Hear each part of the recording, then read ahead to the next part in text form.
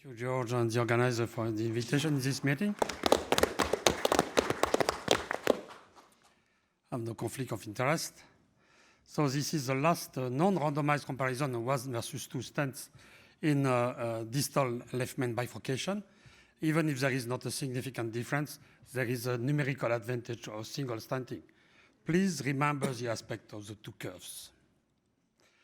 But of course, the two groups that were compared in this study were not comparable. And in the plain two-stent group, there were much more complex anatomies of distal left main.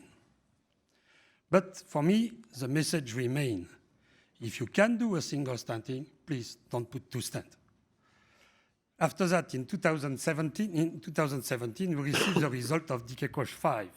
In the present multi-center randomized trial, a planned DK-CRUSH two-stent strategy reduced target lesion failure at 1 year compared with provisional stenting strategy in patients with true distal bifurcation lesion, left main bifurcation lesion.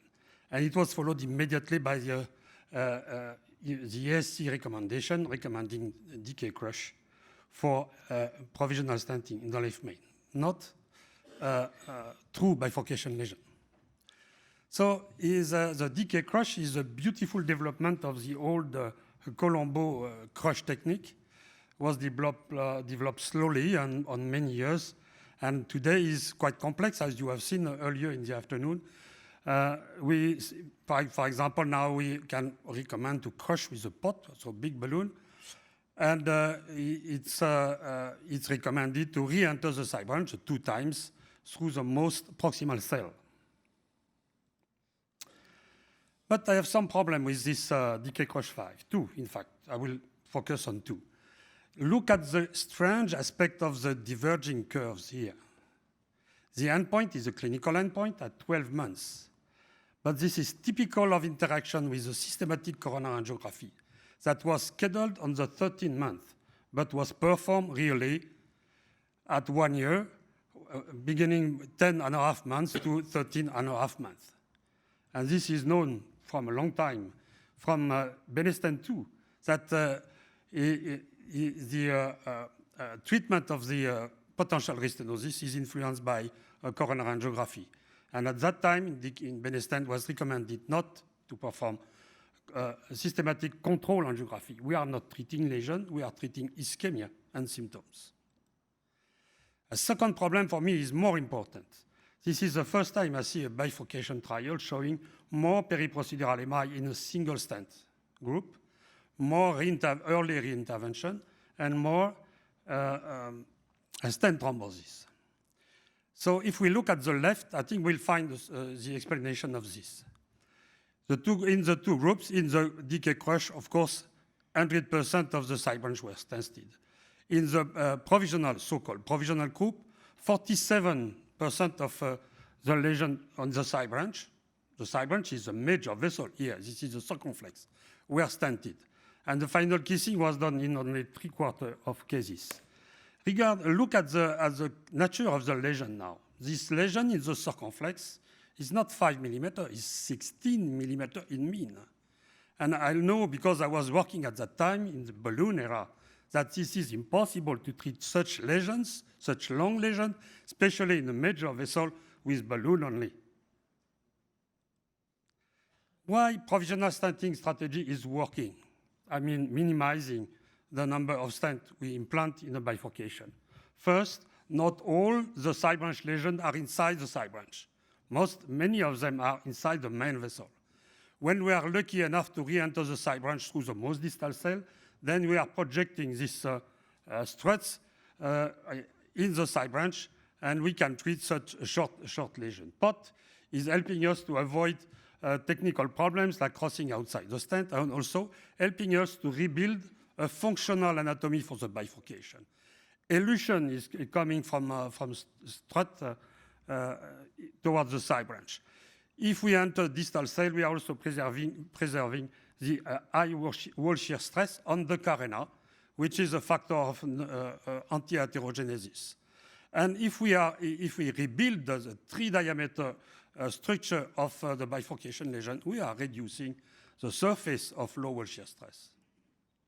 So the good question for me is not 1 versus 2 stent.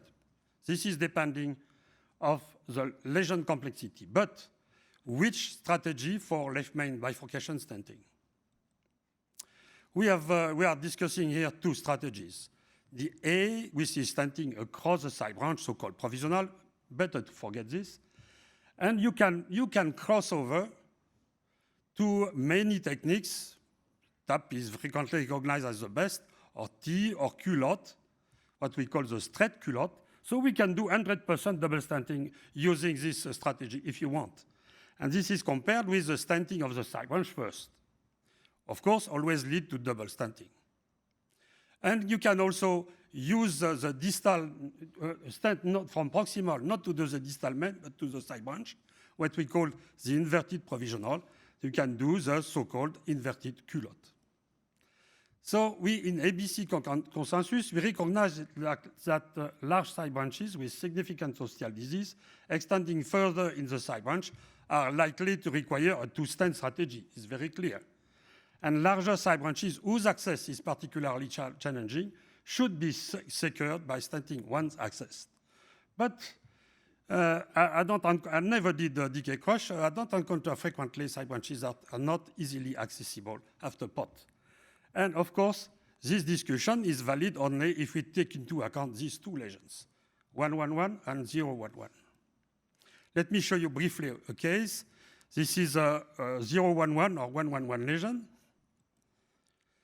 A stent is implanted from proximal, this is radial, implanted from ostial left main to the LAD. The side branch is not occluded. We choose the diameter from the distal diameter, not the media to media bivalve, but lumen diameter of the distal main. And after that, we have to correct the under-expansion of the stent in the left main. I don't see it, I know it exists. And you do that with a pot. And the pot has been done with a marker in front of the carena. After that, I exchanged the wires, was easy, and I pre-dilated the side branch. And after pre-dilation, I knew immediately that the single stenting won't be possible. I'm sure that all of you agree. But in DK crush, probably not.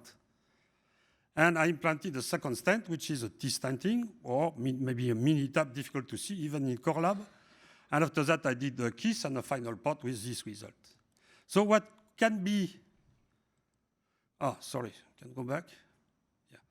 What? Back. Forward now. Can we move? Okay.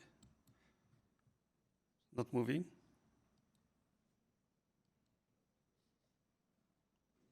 Can you make it working? The next, okay. Next. Next. Next. Okay. So what are the difference between the 2 kinds of double stenting, the provisional and the DK crush?